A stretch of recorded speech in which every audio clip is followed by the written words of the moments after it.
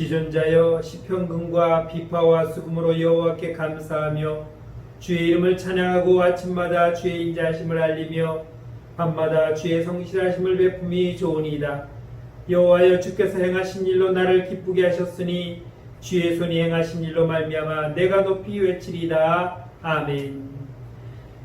우리를 지키시고 인도하신 하나님을 찬양합니다. 악기를 들어 찬양하며 목소리를 높여 찬양하며 손뼉치며 발을 구르며 주의 이름을 찬양하오니 오늘도 주 앞에 나와 찬양하는 주의 백성들을 기억하시고 한량없는 은혜와 축복을 내리어 주옵소서. 예수님의 이름으로 감사하며 기도드렸습니다. 아멘.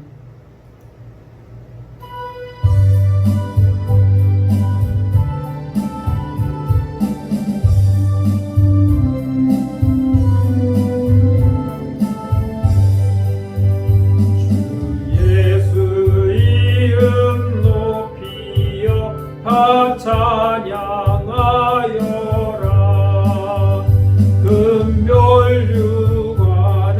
들여서 만유의 주 찬양. 금별유관을 들여서 만유의 주 찬양.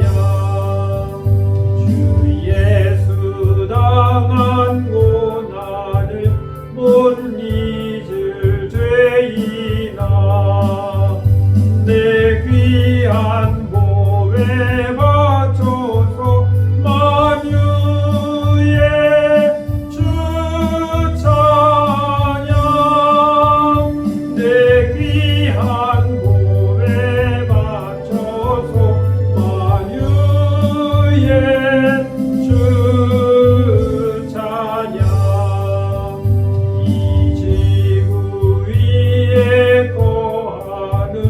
온 세상 사람들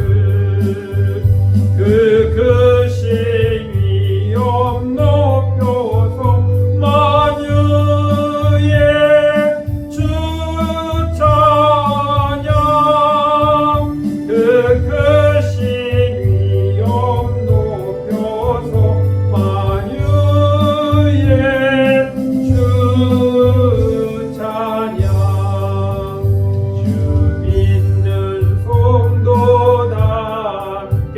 주 앞에 엎드려 무궁한 노래 불러서 만유의 주 찬양.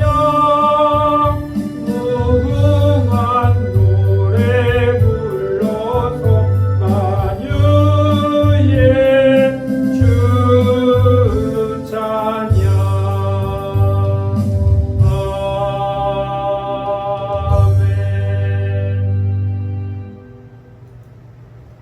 만군의 여호와여 주의 장막이 어찌 그리 사랑스러운지요. 내 마음과 육체가 살아계시는 하나님께 부르짖나이다. 주의 제단에서 참새도 제 집을 얻고 제비도 새끼들 보금자리를 얻었나이다.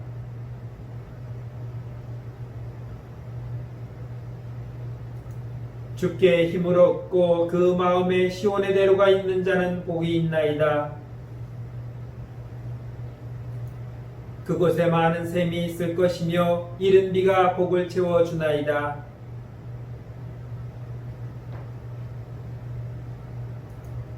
악인의 장막에 사는 것보다 내 하나님의 성전 문지기로 있는 것이 좋사오니.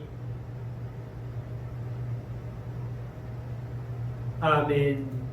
전능하사 천지를 만드신 하나님 아버지를 내가 믿사오며 그 외아들 우리 주 예수 그리스도를 믿사오니 이는 성령으로 잉태하사 동정녀 마리아에게 나시고 본디오 빌라도에게 고난을 받으사 십자가에 못 박혀 죽으시고 장사한 지 사흘 만에 죽은 자 가운데서 다시 살아나시며 하늘에 오르사 전능하신 하나님 우편에 앉아 계시다가 저리로서 산자와 죽은 자를 심판하러 오시리라.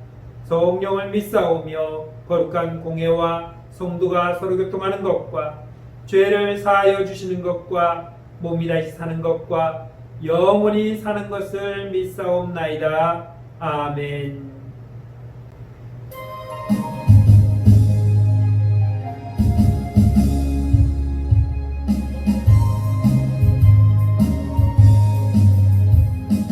슬픈 마음 있는 사람 예수 이름 믿으며 영원토록 변함없는 기쁜 마음 얻으리. 예수의 이름은 세상의 소망이요 예수의 이름은 전국의 기쁨일세. 거룩하신 주의 이름 너의 방패 삼으라. 환난 시험 당할 때에 주께 기도드려라. 예수의 이름은 세상의 소망이요 예수의 이름은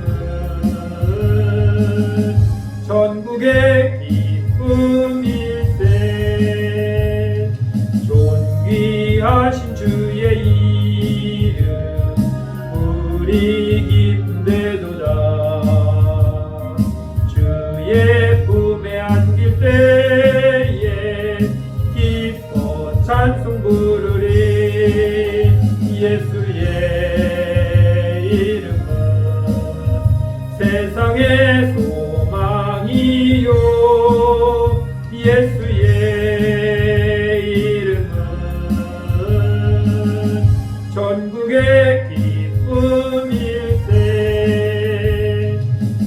우리 갈 길 다간 후에 보좌 앞에 나아가 왕의 왕께 경배하며 멸류관을 드리리. 예수의 이름은 세상의 소망이요 예수의 이름은 전국의 기쁨일세. 하나님의 말씀은 구약성경 느헤미야 1장 1절로 5절 말씀입니다. 구약성경 727쪽 느헤미야 1장 1절로 9절 말씀 제가 봉독하도록 하겠습니다. 하가랴의 아들 느헤미야의 말이라. 아닥사스다 왕 제20년 기슬로월에 내가 수상궁에 있는데 내 형제들 가운데 하나인 하나니가 두어 사람과 함께 유다에서 내게 이르렀기로 내가 그 사로잡힘을 면하고 남아있는 유다와 예루살렘 사람들의 형편을 물은즉 그들이 내게 이르되 사로잡힘을 면하고 남아있는 자들이 그 지방 거기에서 큰 환난을 당하고 능욕을 받으며 예루살렘 성은 허물어지고 성문들은 불탔다 하는지라. 내가 이 말을 듣고 앉아서 울고 수일 동안 슬퍼하며 하늘의 하나님 앞에 금식하며 기도하여 이르되 하늘의 하나님 여호와 크고 두려우신 하나님이여 주를 사랑하고 주의 계명을 지키는 자에게 언약을 지키시며 긍휼을 베푸시는 주여 간구하나이다. 아멘.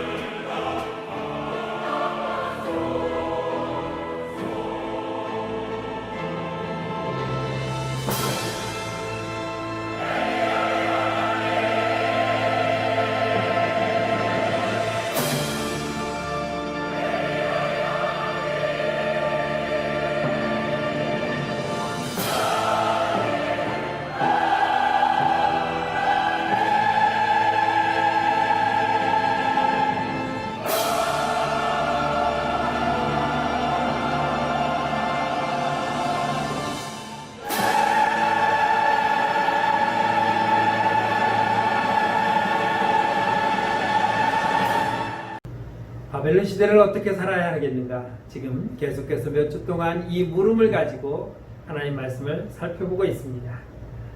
바벨론 같은 이 세상을, 이 시대를 우리가 어떻게 살아가야 하겠는가? 오늘은 느헤미야를 통해서 살펴보고자 합니다. 느헤미야는 아닥삭스다 왕 시절에 술을 맡은 그런 관원이었습니다. 느헤미야는 아닥삭스다 왕의 술을 맡으면서 왕궁에서 왕을 가깝게 모시는 그러한 신하였기 때문에 왕과 아주 친분 있는 그런 관계라고 말할 수 있을 것입니다.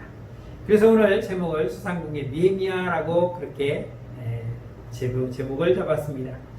엄밀하게 우리가 따져본다면 느헤미야는 예루살렘의 느헤미야가 되어야 하는데 지금 바벨론의 포로의 삶을 살아가면서 왕궁에서 왕의 술을 따르는 그러한 일을 맡고 있기 때문에 어쩔 수 없이 수상궁의 느헤미야라고 제목을 잡아본 것입니다. 수상궁에서 바벨론 시대를 살아가고 있는 이 느헤미야, 느헤미야는 어떻게 이 바벨론에서 살아가고 있었는가? 그의 삶을 살펴본다면 2장 1절에 이런 말씀이 있습니다. 내가 그 포도주를 왕에게 드렸는데 이전에는 내가 왕 앞에서 수심이 없었더니 라고 말하고 있습니다. 왕 앞에서 수심이 없었다라고 하는 이 말은 수심이 없는 얼굴, 즉 근심스러운 표정을 왕에게 보이지 않는 얼굴이었다라고 말하고 있습니다. 왕에게 술을 따르면서 인상을 찌푸린다든지 짜증난 얼굴이라든지 아니면은 입이 푹 나와서 부러튼 그런 입을 가지고 왕에게 술을 따른다면 왕이 그 얼굴을 보는 순간 술맛 떨어지겠죠. 아마 당장 쫓겨날 수도 있었을 것입니다. 그런데 느헤미야는 왕에게 그러한 얼굴을 보이지 아니하고 정말 최선을 다하는 삶을 보여주었다는 것입니다. 왕 앞에서 왕의 술을 권하는 자로 섬길 때 항상 밝은 얼굴로 최선을 다해서 왕을 섬긴 그러한 신하였다라고 말할 수 있는 것입니다. 심지어 얼굴 표정까지도 마음을 다해서 쓸 정도로 그는 자기의 맡은 일에 최선을 다한 삶을 살았다는 것입니다. 이것은 바벨론 시대를 살아가는 유다 백성들에게 있어서 매우 중요한 점이라는 것을 우리는 기억해야 합니다. 나라는 망했고 성전은 불타고 사람들은 바벨론으로 포로로 잡혀왔습니다. 또 그 바벨론에 잡혀와서 이 먼 바벨론 땅에서 살아가는 그들에게 있어서 그들은 원망하지 아니하고 불평하지 아니하고 나름대로 열심히 살아가고 있다는 것입니다. 왜 그렇습니까? 하나님께서 그렇게 살라고 말씀하였습니다. 너희는 이 땅에서 농사를 짓고 그 농산물을 먹으며 집을 짓고 자녀들을 낳아서 번성하며 살라고 그들에게 명하셨기 때문입니다. 그래서 그들은 이 바벨론 땅에서 원망하거나 불평하지 아니하고 오히려 바벨론이 잘 될 것을 기도하며 살아가야 하는 그러한 삶이 그들에게 주어진 것입니다. 그렇게 바벨론에서 저들은 최선을 다하는 삶을 살아갈 때에 그들에게 주어진 이 70년의 삶, 하나님께서 정하신 이 70년의 기간은 그렇게 하나님의 목적대로 살아갈 수 있게 되는 것입니다. 오늘을 사는 우리에게도 이것은 매우 중요합니다. 세상 속에서 살아가고 있지만 우리는 세상과 같아지지 않아야 합니다. 세상과 구별되고 세상과 다르기 위해서 때로는 세상과 다른 방향으로 달려갈 수 있어야 하고 또한 때로는 세상과 싸우듯이 그렇게 살아가야 하는 것입니다. 그런 교회를 가르쳐서 전투적인 교회라고 말하기도 합니다. 하지만 우리는 그렇게 싸우듯 살아가면서도 열심히 여전히 이 세상에 살아가야 하고 이 세상 안에서 능력 있는 사람으로 성실한 사람으로 인정받으며 살아가야 하는 것입니다. 바벨론 시대를 살았던 믿음의 사람들, 그 사람들의 공통점이 바로 이것입니다. 바벨론이라고 하는 세상 속에서 그들은 매우 성실하게 살았습니다. 분명 그들과 다른 세상이었습니다. 그들과 다른 신을 섬기는 사람들이었습니다. 그러나 그럼에도 불구하고 그 속에서 매우 신뢰할 만한 사람으로 인정받고 있었다는 것입니다. 우리가 지금까지 살펴봤던 사람들 중에 다니엘이 그랬습니다. 왕조가 바뀌고 왕들이 바뀌고 있지만 다니엘은 여전히 그 나라에서 최고의 힘을 갖고 다스리는 그러한 신하로 바벨론을 섬겨왔습니다. 다니엘의 세 친구 사드락과 메삭과 아벳느고도 그랬습니다. 지난주에 보았던 우리 에스더와 모르드게도 그런 삶을 살았습니다. 오늘 살펴보게 되는 느헤미야도 그런 사람입니다.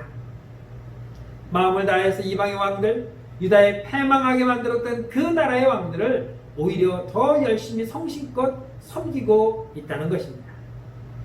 또한 그 세상의 왕으로부터 신임을 받고 있는 신하였습니다.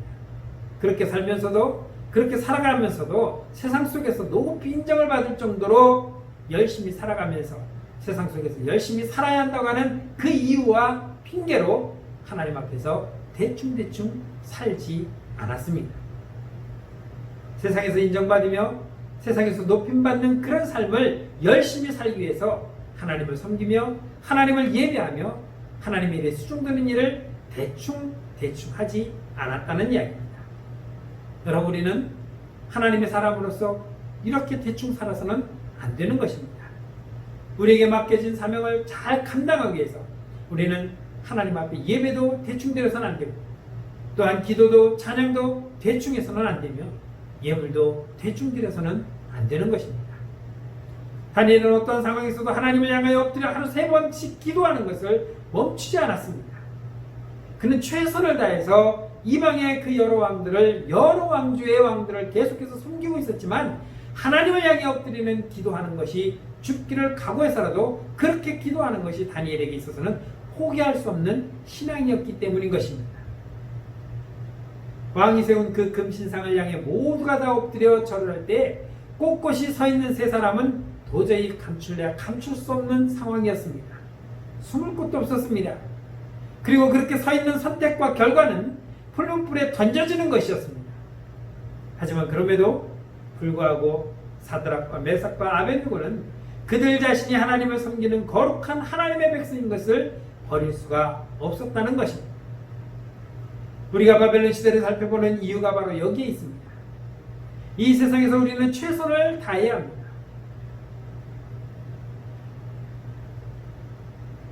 우리가 바벨론 시대를 이렇게 최선을 다할 때에 우리에게 주어진 성실한 삶을 통해서 하나님의 영광을 받게 되기 때문입니다. 또한 그 세상 가운데서 능력 있는 그리스도로 우리는 인정받을 수 있어야 합니다. 그러면서 우리는 우리에게 있는 예수 그리스도를 믿는 그 신앙이 저들을 믿고 있는, 저들이 주장하고 있는 것보다 훨씬 더 탁월하고 있다는 것을 우리가 분명하게 보여주어야 하는 것입니다. 나의 능력, 나의 성실함, 나의 무슨 겸손함을 보여주라는 것이 아닙니다. 내 안에 있는 예수 그리스도를 보여주라는 것입니다. 예수 그리스도를 믿는 사람이 그 능력을 보여줘야 하고, 예수 그리스도를 믿는 사람의 그 성실함을 우리가 보여주어야 합니다. 예수 그리스도에 믿는 사람으로서 그 성품과 그 인품과 그 자비함을 우리가 보여줄 수 있어야 된다는 것입니다. 그래서 우리는 이 세상에서 대충 살 수가 없습니다. 우리는 이 세상에서 살아가고 있지만 하나님 앞에서 살아가는 것처럼 우리는 그렇게 열심히 살아가야 하는 것입니다. 그리고 무엇보다도 내가 예수 그리스도에게 속한 사람이라는 것을 분명하게 우리는 보여주어야 합니다. 그러면 바벨론 시대를 살아갔던 느헤미야는 우리에게 오늘 어떤 모습을 보여주고 있습니까?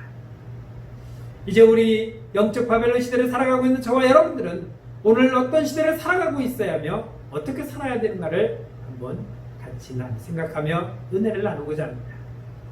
오늘 느헤미야가 보여주는 그의 삶은 먼저 삶의 우선순위를 분명히 하는 삶이었습니다. 예수님은 마태복음 6장 31절로 33절에서 이렇게 말씀하셨습니다. 그러므로 염려하여 이르기를 무엇을 먹을까, 무엇을 마실까, 무엇을 입을까 하지 말라. 이는 다 이방인이 구하는 것이라. 너희 하늘아버지께서 이 모든 것이 너희에게 있어야 할 줄을 아시느니라. 그런즉 너희는 먼저 그의 나라와 그의 의를 구하라. 그리하면 이 모든 것을 너희에게 더하시리라고 말씀하고 있습니다. 지금 주님께서 말씀하시는 것은 우선의 기준입니다. 그의 나라와 그의 의를 구하는 것, 즉 주님의 나라에 주님의 다스림을 구하고 주님의 의로우심을 구하는 것이 우리의 삶에 있어서 가장 최우선이 되어야 한다는 말씀입니다. 오늘 6장 31절로 33절의 말씀을 잘 보셨습니까?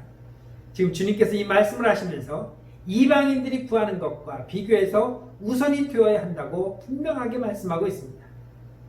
이방인들처럼 먹을 것과 입을 것과 마실 것을 구하는 것이 아니라 우리는 주님의 나라와 주님의 의로우심을 먼저 구하는 우선하는 삶이 되어야 한다는 말씀입니다. 그런데 이 말씀을 하실 때 믿는 우리들과 믿지 않는 이방 사람들을 나누는 그 기준이 무엇인지를 분명하게 말씀하고 있습니다. 31절로 32절 말씀을 다시 보겠습니다. 그러므로 염려하여 이르기를 무엇을 먹을까 무엇을 마실까 무엇을 입을까 하지 말라. 이는 다 이방인이 구하는 것이라. 너희 하늘 아버지께서 이 모든 것이 너희에게 있어야 할 줄을 아시느니라 고 말씀하고 있습니다. 무엇이 믿는 사람과 믿지 않는 사람의 나누는 기준인가 하냐면 그것은 하나님을 믿느냐 믿지 않느냐에 있는 것입니다. 33절 말씀 봅니다. 그런즉 너희는 먼저 그의 나라와 그의 의를 구하라. 그리하면 이 모든 것을 너희에게 더하시라고 말씀하고 있습니다. 그런즉 우리 아버지 하나님께서는 나에게 꼭 필요한 모든 것이 무엇인지를 다 아시는 하나님이시기 때문에 나는 이제 그의 나라와 그의 의를 구하는 삶을 살기만 하면 된다는 것입니다. 우리에게 필요한 것이 무엇인지를 다 알고 계시는 하나님을 믿고 있다면, 여러분들이 그런 하나님을 믿고 있다면 우리에게 필요한 것들이 다 채워지는 그러한 하나님이시라는 것을 내가 믿고 있다면 우리가 가장 우선해서 해야 할 것은 무엇을 먹을까 무엇을 입을까 무엇을 마실까를 구하는 것이 아니라 하나님께서 나에게 다 채워주시는 그러한 하나님이라는 것을 믿고 있다면 우리는 지금 무엇을 해야 합니까? 그의 나라와 그의 의를 구하여야 한다는 것입니다. 그럼에도 불구하고 하나님을 믿는다고 하면서도 아직도 하나님 나 먹을 것 주세요, 나 입을 것 주세요, 나 마실 것 주세요 이렇게 구하고 있다면 그런 사람을 우리는 하나님을 믿는 자라고 도저히 말할 수가 없다는 것입니다. 우리에게 있어야 할 것을 다 하시는 하나님께서 우리에게 필요한 모든 것들을 날마다 공급해 주시는 하나님임을 믿으면서도 여전히 근심하고 걱정하고 여전히 내게 있어야 할 것을 하나님 이것 주세요 저것 주세요 하면서 조르는 응석 부리는 그런 어린아이 같은 신앙으로 우리가 살아서는 안 되는 것입니다. 무엇이든지 하실 수 있는 하나님의 그 권능을 믿으면서 아 그래 그럼 하나님이면 그런 하나님이라면 옳거니 잘됐다. 이게 내가 갖고 싶은 거 다 가져야지. 하나님 차 주세요. 하나님 옷 주세요. 하나님 시계 주세요. 하나님 뭐 주세요. 뭐 주세요 하면서 막 하나님께 요구만 하는 그러한 어린아이 같은 신앙을 우리는 더 이상 하지 않아야 하는 것입니다. 마치 하나님을 도깨비방망이처럼 생각해서 하나님 동원하면 뚝딱 하나님 차 하면 뚝딱, 하나님 옷 하면 뚝딱, 이것 뚝딱, 저것 뚝딱, 그렇게 뚝딱뚝딱 하면서 내가 원할 때마다 만들어내는 그러한 하나님이 아닌 것입니다. 우리는 하나님을 그렇게 만들어서도 안 되는 것입니다. 나의 이기적인, 나의 욕망적인 것만을 채우기 위해서 하나님을 부르는 자가 되어서는 안 되는 것입니다. 그의 나라, 하나님의 다스림이 내게 있고 하나님의 의로우심이 우리에게 이르도록 하나님의 다스리심이 우리의 삶 가운데 충만하게 해달라고 우리는 그 하나님의 의를 위해서 먼저 구할 수 있는 자가 되어야 하는 것입니다. 이것이 우리에게 있어서 가장 우선순위의 원리인 것입니다. 바벨론 시대를 살았던 느헤미야는 당시의 왕궁에서 편하게 살 수 있는 그러한 사람이었습니다. 최고의 권력을 가진 왕에게 신임받는 그러한 사람으로서 그는 편하게 왕궁에서 살아가고 있습니다. 하지만 느헤미야는 지금 오늘 본문 가운데서 아주 슬퍼하는 애통하는 모습을 보여주고 있습니다. 본문 4절 말씀입니다. 내가 이 말을 듣고 앉아서 울고 수일 동안 슬퍼하며 하늘의 하나님 앞에 금식하며 기도하여 라고 말하고 있습니다. 느헤미야의 조국인 유다는 이미 망한 지 오래되었습니다. 느헤미야가 들은 예루살렘의 소식도 어쩌면 느헤미야와는 이제 아무런 상관없는 그러한 이야기일 수도 있을 것입니다. 그것은 돌아간 이스라엘 사람들의 삶의 몫이고 나는 이곳에서 내가 하며 살아가는 이 일이 내 삶이라고 그렇게 말할 수 있을 것입니다. 나하고는 상관없는 일이야. 그렇지만 느헤미야는 예루살렘의 소식을 듣고 그는 울며 슬퍼하고 기도하고 있다는 것입니다. 금식하며 하나님 앞에서 매달리고 있습니다. 아무것도 먹지 아니하며 어떻게 보면 나와 상관없는 그러한 일로 생각하고 지나갈 수 있는 일임에도 불구하고 느헤미야는 오히려 그 예루살렘의 소식을 듣고 슬퍼하며 기도하며 금식하며 애통해하고 있다는 것입니다. 그래도 내가 본래 유다의 백성의 혈통을 가진 사람인데 참 안됐다. 그 옛날에 화려했던 그 예루살렘에 저렇게 처참하게 멸망되어졌고 부서지고 무너져 있다니 안됐네 라고 이렇게 그냥 동정하면서 지나갈 수도 있는 일이었습니다. 예루살렘에서 멀리 떨어진 곳입니다. 내가 그를 걱정하지 않는다 해도 누가 뭘 할 사람 없습니다. 남아있는 예루살렘 사람 이스라엘 사람들이 야 너도 유대인이면서 어떻게 예루살렘 소식을 듣고 그렇게 모른 척할 수 있느냐고 비난할 사람도 없다는 것입니다. 지금 나만 그런 것이 아니라 많은 사람들이 그렇게 살고 있기 때문입니다. 그럼에도 느헤미야는 애통하는 마음으로 안타까운 마음으로 기도하고 있습니다. 금식하며 기도하고 있습니다. 죽기를 각오하며 하나님께 매달리고 있습니다. 느헤미야가 그렇게밖에 할 수밖에 없는 이유는 그의 삶 가운데 우선순위가 분명했기 때문인 것입니다. 내가 무엇을 구하며 무엇을 먼저 해야 되는지를 알고 있기 때문입니다. 그것을 정해놓았기 때문입니다. 왕궁에서 누리는 편안하고 사치스러운 생활보다는 지금 다시 세워지고 있는 예루살렘에 관한 그 관심이 하나님의 성전에 대한 관심이 훨씬 더 그에게는 컸다는 것입니다. 여러분 우리가 살아가면서 삶의 우선순위는 분명히 있어야 됩니다. 가끔 운전을 하다 보면은 앞차 뒷유리에 이런 거 써 있는 걸 보셨을 겁니다. 만일 사고가 나면 우리 아이를 먼저 구해주세요. 그렇게 딱 써서 붙여요. 누구를 먼저 살려야 되는지의 우선순위를 정해둔 겁니다. 나는 오래 살았으니까. 그러나 내 아이는 이제 어린 아이니까 나보다는 내 아이를 먼저 살려주십시오. 구해주십시오. 그리고 또 어떤 집은 혈액형까지 적어놨어요. 내 아들은 O형이고 내 딸은 B형입니다. 여러분 우리가 신앙생활 하면서도 신앙생활의 우선순위가 분명히 있어야 됩니다. 예배와 가족일 때는 예배가 우선, 예배와 잔치에 있을 때는 예배가 우선, 예배와 친구가 있을 때는 예배가 우선. 이런 삶의 우선순위가 분명하게 정해져 있어야 우리는 그러한 상황이 닥쳤을 때에 예배를 먼저 드릴 수 있는 삶이 되는 것입니다. 주일날 왜 결혼식에 갑니까? 주일날 왜 남의 집 칠순잔치에 갑니까?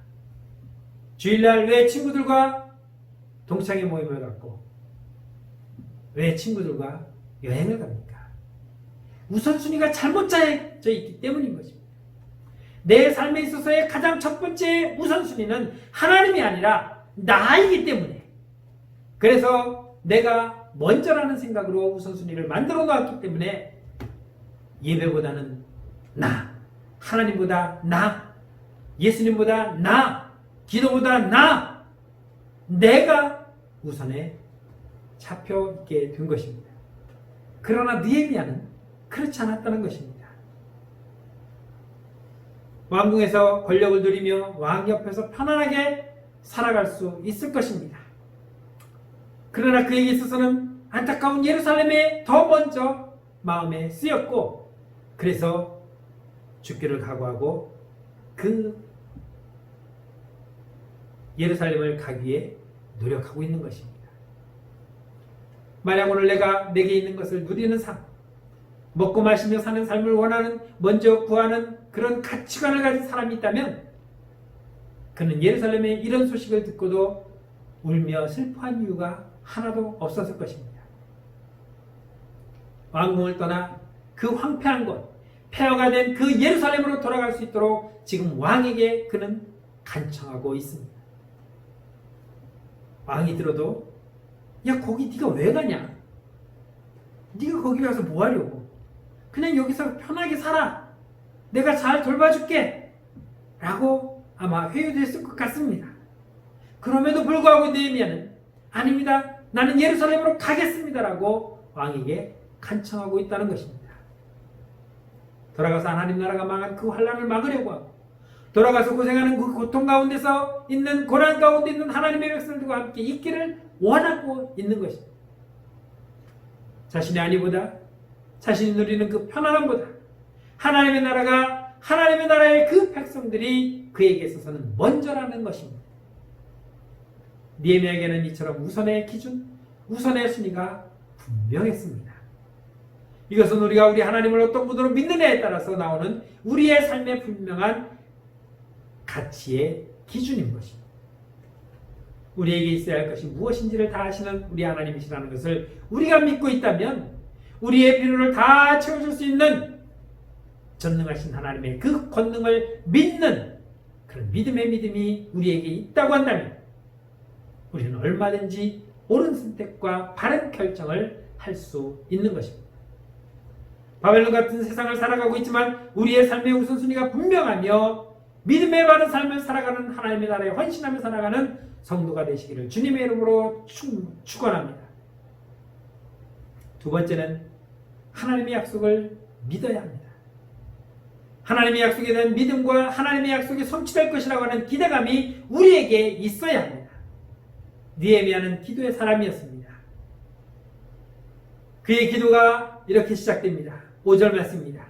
이르되 하늘의 하나님 여호와 크고 두려우신 하나님이여 주를 사랑하고 주의 계명을 지키는 자에게 언약을 지키시며 긍휼을 베푸시는 주여 간구하나이다 라고 말씀하고 있습니다. 느헤미야의 기도가 6절 이하에 계속되고 있는데 느헤미야는 지금 자신이 기도하는 하나님을 부르는데 이렇게 부르고 있습니다.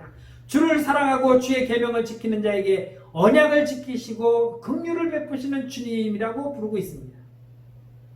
그런 하나님께 지금 느헤미야는 기도하고 있다는 것입니다. 주를 사랑하고 주의 계명을 지키는 자에게 은혜를 베푸신 하나님.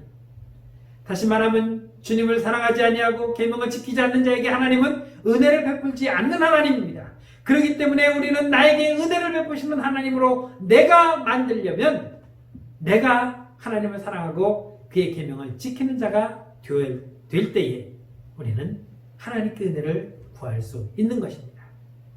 그런데 문제는 지금 유다 백성들이 하나님을 사랑하지 않고 또 주님의 계명을 지키지도 않는다는 게 문제입니다. 그래서 지금 바벨론 포로의 환란이라고 하는 이 세월을 살고 있는 것입니다. 그렇다면 지금 느헤미야가 구하는 것, 기도하는 것은 무엇입니까? 9절 말씀입니다. 만일 내게로 돌아와 내 계명을 지켜 행하면 너희 쫓긴 자가 하늘 끝에 있을지라도 내가 거기서부터 그들을 모아 내 이름을 두려고 택한 곳에 돌아오게 하리라 하신 말씀을 이제 청하건대 기억하옵소서라고 말씀합니다. 내 이름을 두려고 택한 곳이 어디입니까? 하나님의 성전을 세워두었던 예루살렘입니다. 이제 하나님을 사랑하지 않고 하나님의 계명을 지키지 않으면 불순종하여 사방으로 흩어버리셨던 그 백성들을 하늘 끝에 있는 자들로 다 불러 모아서 다시 예루살렘에서 하나님을 섬기는 백성으로 삼아 주시겠다고 하나님은 약속하셨다는 것입니다. 청하건대 그 약속 하나님 기억하십시오. 그 약속 하셨지 않습니까? 그러니 그 약속대로 주의 계명을 지키는 자, 주의 계명을 지키는 자들을 불러주십시오. 이것입니다.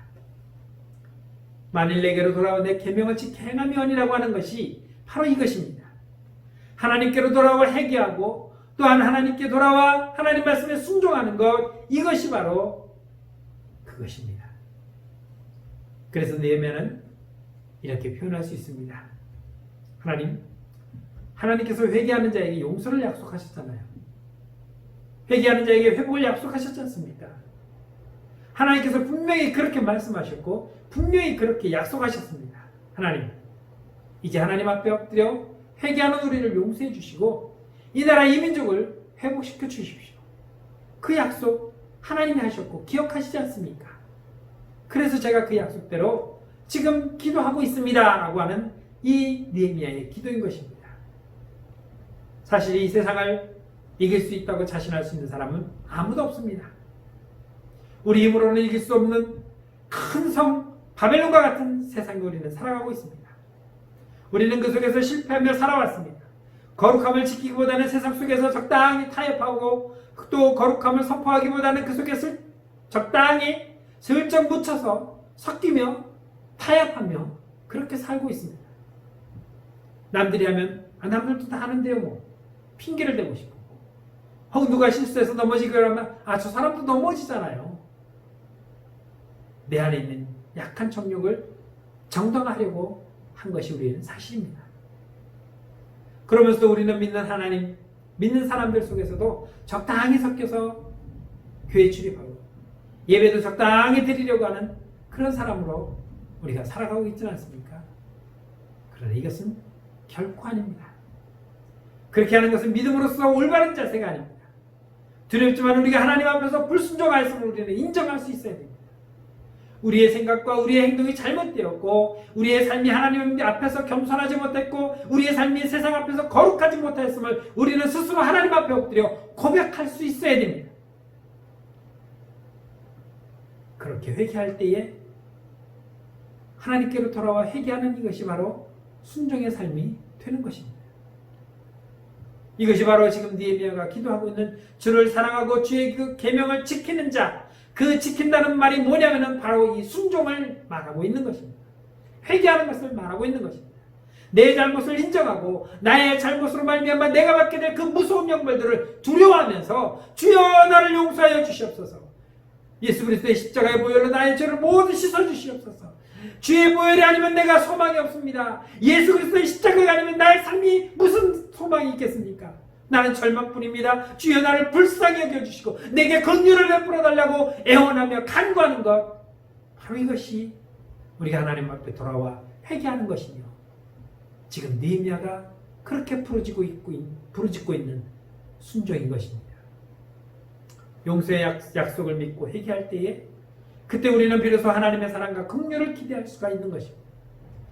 사랑하는 성도 여러분, 이것이 바로 바벨론 시대를 살아가는 우리에게 있어서 반드시 있어야 하는 하나님의 약속을 믿는, 하나님의 약속을 기대하는 믿음인 것입니다. 이런 믿음으로 우리 주님 앞에 드리는 성도가 되시기를 주님의 이름으로 축원합니다. 세 번째는 부르심에 순종할 수 있어야 됩니다. 하나님께서 느헤미야를 어떻게 부르셨습니까? 어린 사무엘을 부르시더니 느헤미야야 느헤미야 이렇게 부르시지 않았습니다.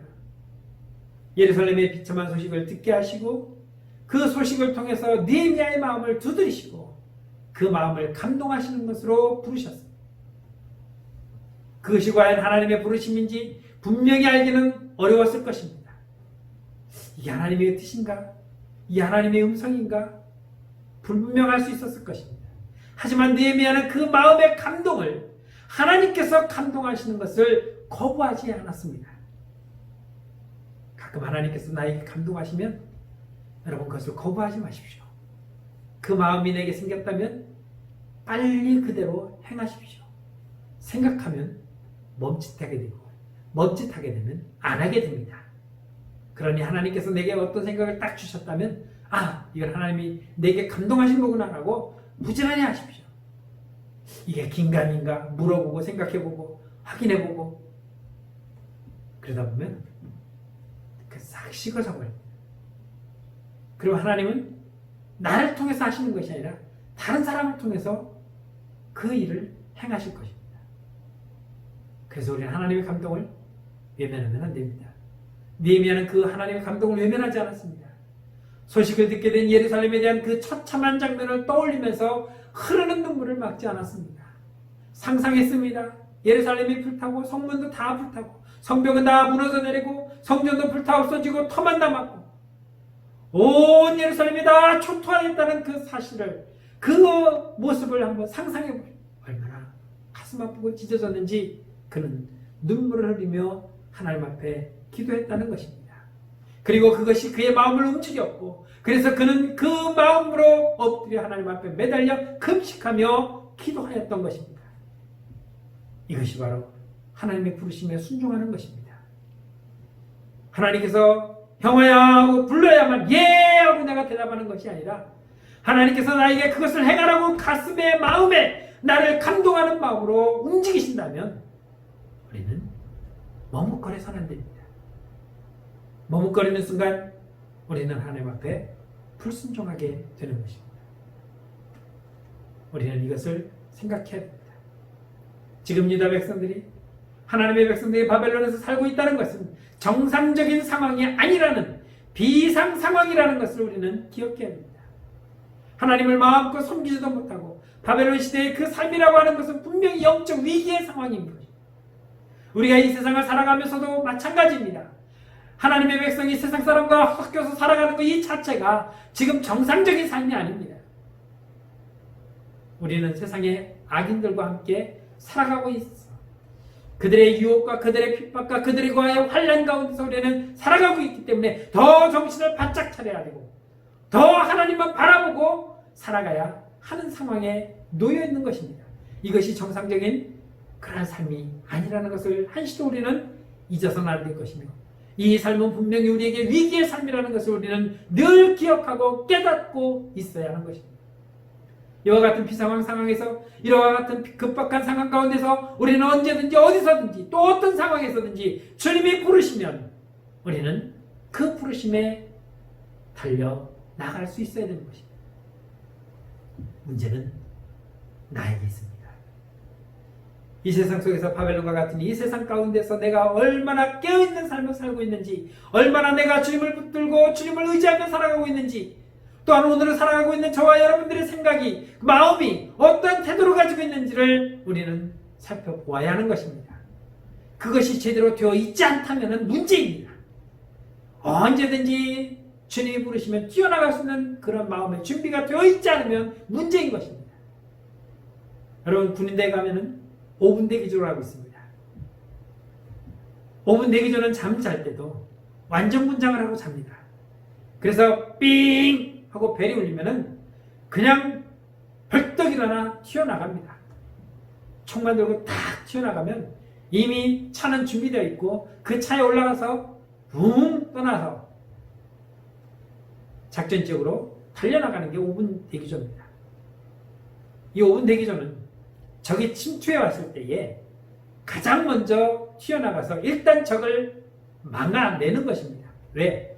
잠자고 있는 전우들이 다 일어나서 전투복을 입고 전투에 임할 수 있는 그러한 상태를 만들 수 있는 그 시간을 벌어주는 것이 바로 5분 대기조입니다. 그런데 그 5분 대기조가 삥 눌렀는데 안 튀어나와요. 왜? 옷을 다 벗고 자고 있었어요. 그래서 벨이 울립니다. 그때부터 일어나서 전투복을 입고 전투화끈을 묶고 그리고 총을 들고 튀어나가면 이미 그 시간 동안 적은 우리를 다 섬멸하게 되는 것입니다.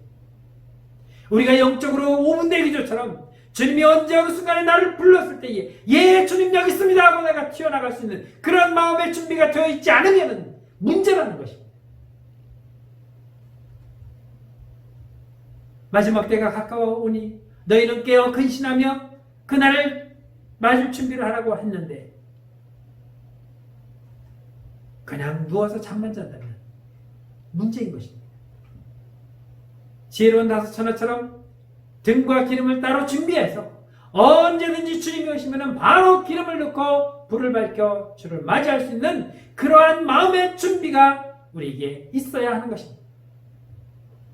비상한 상황 가운데서도 더 급박한 상황 가운데서도 하나님께서 아무리 다급하게 우리의 이름을 부르시고 계셔도 만약 우리가 그 음성을 듣지 않으려고 귀를 막고 있다면 나는 이 음성 듣지 않을 거야. 하나님 나 찾지 마세요 하고 그 음성을 거부한다면 우리는 하나님의 말씀을 들을 수가 없는 것입니다. 그렇게 되면 우리는 더 이상 아무것도 할 수 없습니다.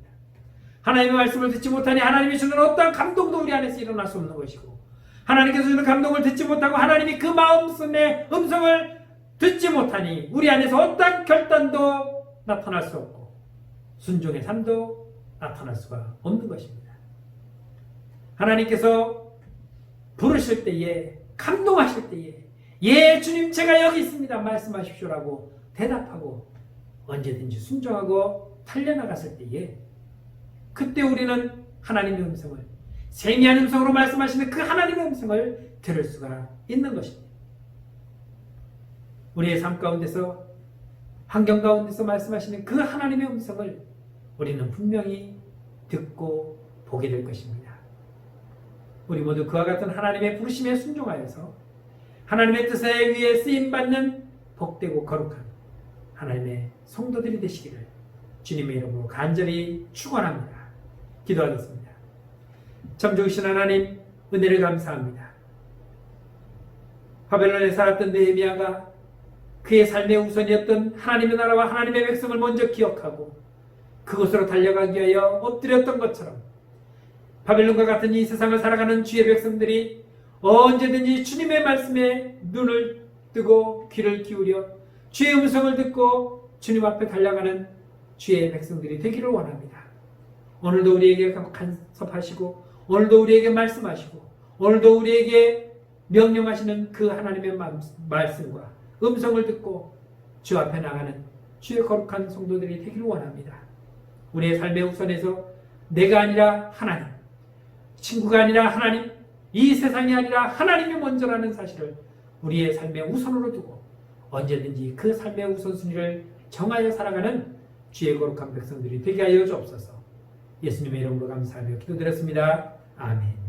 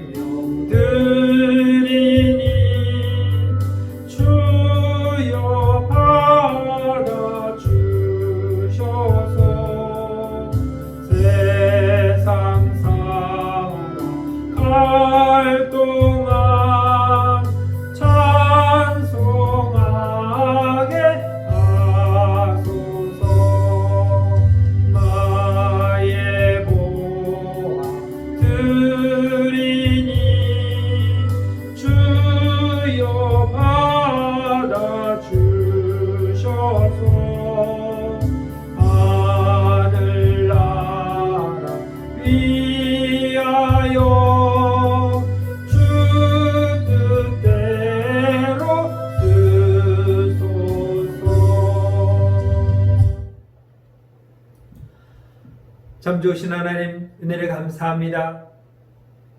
온 세상이 코로나19로 고통과 어려움 속에 있음에도 우리의 영육간의 강건함을 지켜주시고 한 주간에도 하나님의 은혜 가운데 품어주셨다가 오늘 이렇게 거룩한 주님의 날 한자리에 모이지는 못했지만 각 처소에서 같은 시간에 마음과 뜻을 정하여 하나님께 먼저 예배하는 심령들이 되게 하심을 감사합니다.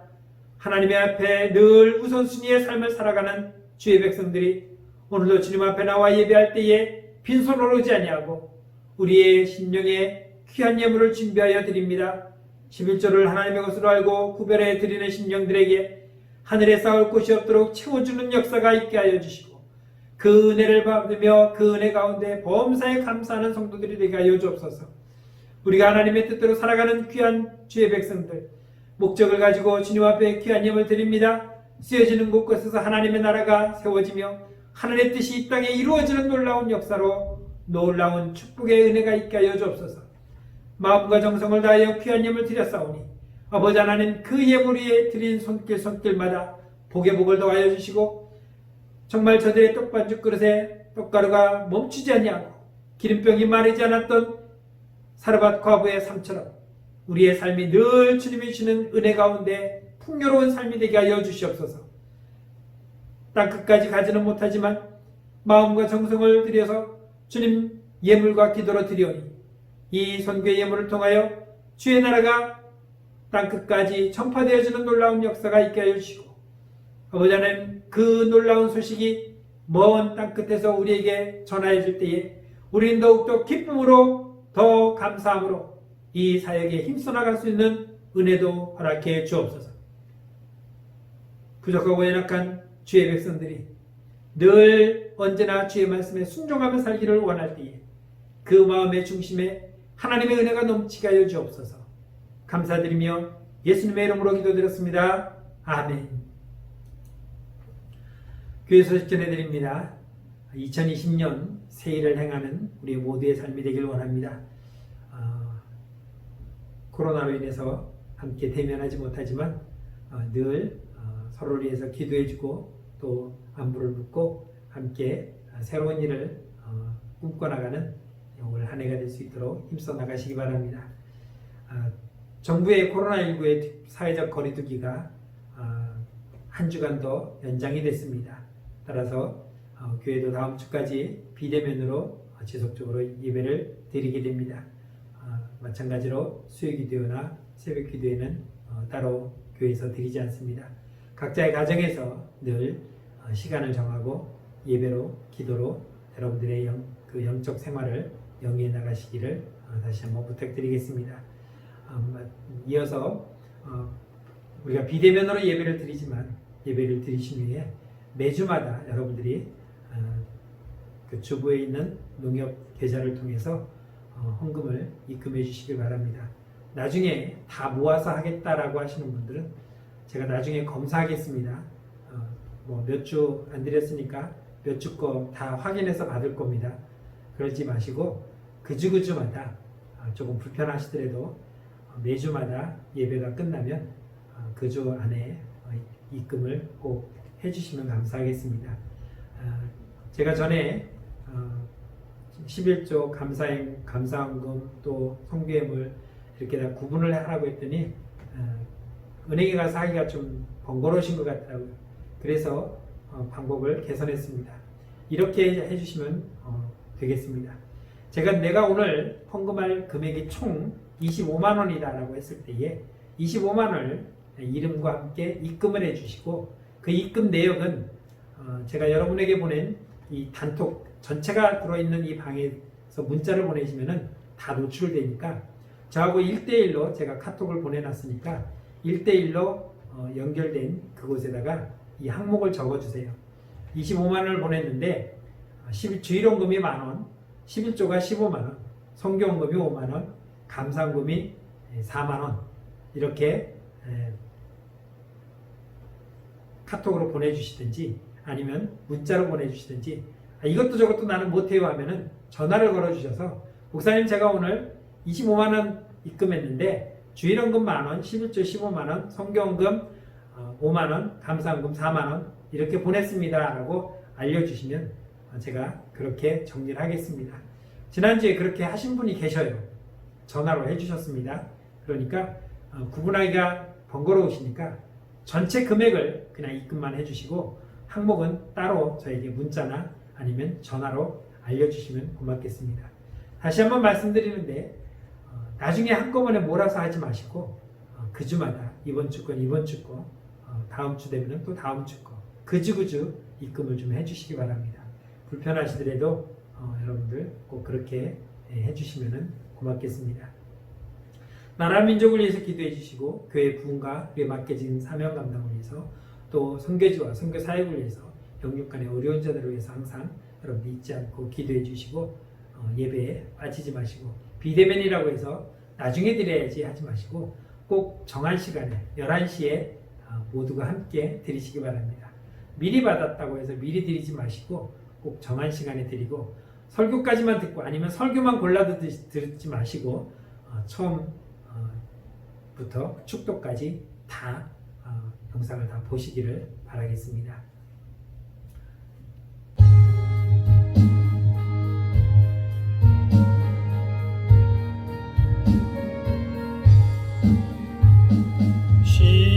십자가를 내가 지고 주를 따라갑니다. 이제부터 예수로만 나의 법에 삼겠네. 세상에서 부귀 영화 모두 잃어버려도 주의 평안 내가 받고 영생 복을 받겠네. 주도 곤욕 당해 곤욕 당하리 세상 사람 간사나 예수 진실합니다. 예수 나를 사랑하사 빛난 얼굴 보이면 원수들이 미워해도 염려할 것 없겠네. 내가 핍박 당할 때에 주의 품에 안기고 세상 고초 당할수록 많은 위로 받겠네. 주가 주신 기쁨 외에 기뻐할 것 무엇냐. 주가 나를 사랑하니 기뻐할 것뿐일세. 아멘.